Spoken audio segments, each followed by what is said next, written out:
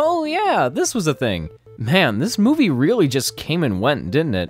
Released in the spring of last year, people either skipped out on it because it followed too closely behind The Last Jedi, a film that already left a bad taste in the mouths of many Star Wars fans, or they just plain forgot about it.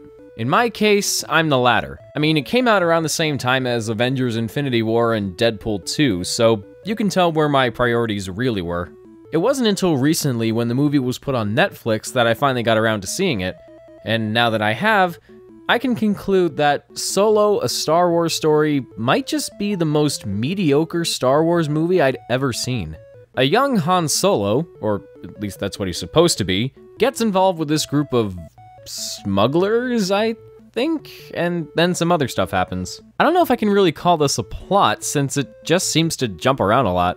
It's also hard for me to summarize because I don't really remember much about it. Moments that did stick out to me are the parts where they kill off characters before we really get to know them, like this creature voiced by Jon Favreau.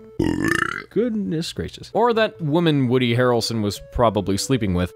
The movie also seemed to revel in showing the origins of things that didn't need to be shown. It's kinda cool seeing how Han and Chewie met, but did we really need to see how he got his last name, or how he got his blaster?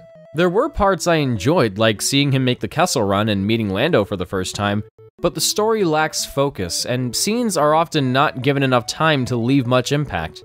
It also toys with the theme of you can't trust anyone a bit too much, so sometimes characters switch sides for the sake of keeping viewers invested, particularly in the third act, and it just comes off as cheating the narrative. These issues with pacing don't help make the characters very memorable either.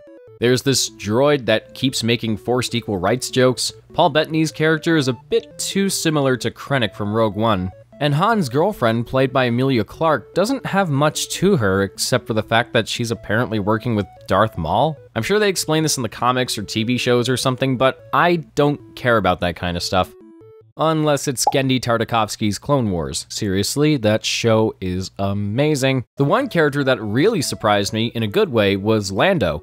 Donald Glover is absolutely on point here. Every time he's on screen, I see a young Billy D. Williams. His energy and wit is spot on, and his performance is completely flawless. I just wish I could say the same for our leading man. Technically speaking, Alden Ehrenreich does do a good job. He's very charming, charismatic, and can be pretty likable. If this was an entirely new character, I wouldn't find any fault with him whatsoever. The problem is, he's supposed to be Han Solo, and I really didn't buy it. I did maybe once or twice, but for the rest of the time, I kept forcing myself to try and see Harrison Ford in his eyes, and I just couldn't. Anthony and Gruber, he ain't. In fact, Ehrenreich's Han Solo perfectly represents my thoughts on the movie.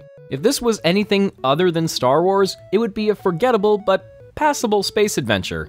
But because it does have the Star Wars name attached to it, it just makes the problems all the more apparent.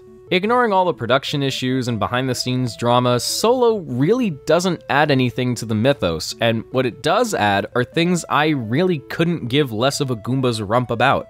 The highest praise I can give is to John Powell for composing the score. He replicates the typical Star Wars sound, but still throws in bits of his own style to make the soundtrack much more unique. John Williams even wrote and conducted a new theme for Han, and it just comes to show that he hasn't missed a beat.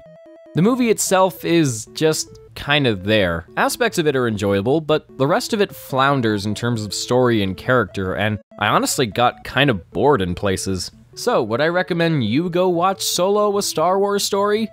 Nah. It's not a cinematic failure by any means, you can get through it just fine. But it won't do much to satisfy Star Wars fans or casual moviegoers, and you're probably better off skipping it.